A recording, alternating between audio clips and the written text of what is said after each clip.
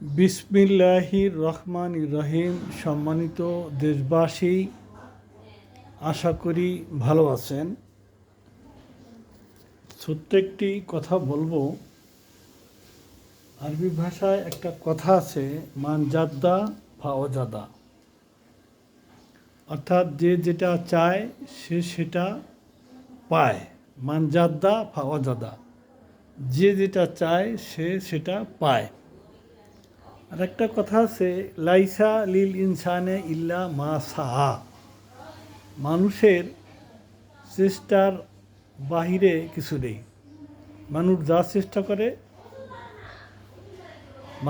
চেষ্টা করবে সেটাই সে পারবে, এটা চেষ্টার বাহিরে কিছু নেই। তো মানুষ সব কিছু পারে।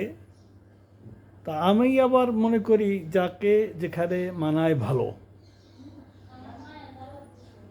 ব্রজেন দাস যেটা করে গেছে সেটা হয়তো নীল আর্মস্ট্রং পারবে না। নীল আর্মস্ট্রং যেটা করে গেছে সেটা হয়তো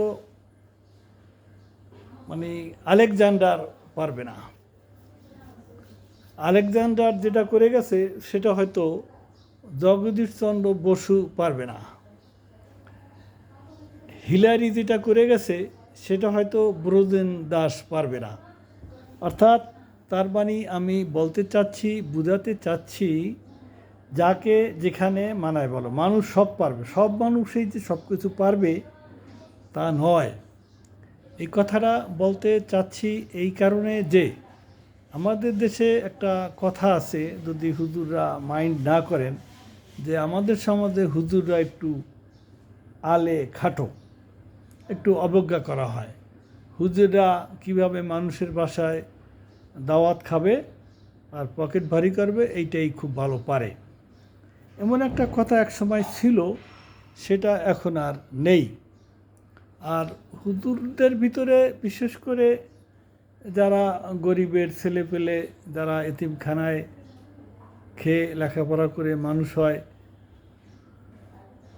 দুর্বল খাবার খেয়ে মানুষ হয়, তাদের লেখাপড়ার মান দুর্বল, ব্রেন দুর্বল, এটাই স্বাভাবিক। তো সেই সময়টা এখন নেই, এখন পার হয়ে গেছে। এখন অনেক সচ্ছল ভালো পরিবারের মেধাবী ছেলেরা মাদ্রাসায় লেখাপড়া করে।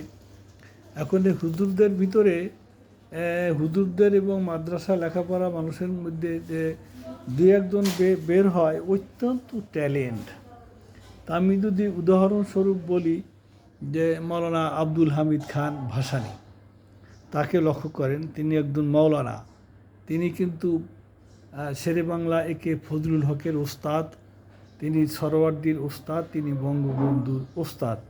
আমার তথ্য জানা যদি ভুল না হয়, তাহলে কীরকম একজন ব্যক্তি ছিলেন শেরেবাংলা একে ফজলুল হক। তা আপনারা এবার লক্ষ্য করেছেন যে জগন্নাথ কলেজের যে ভিসি ছিলেন ডক্টর মিজানুর রহমান, তিনি বলেছেন যে ঢাকা বিশ্ববিদ্যালয়টা একটা মাদ্রাসায় পরিণত হয়ে গেছে। এটা বলার কারণ কি? বলার কারণ হলো ঢাকা বিশ্ববিদ্যালয় অ্যাডমিশন টেস্টে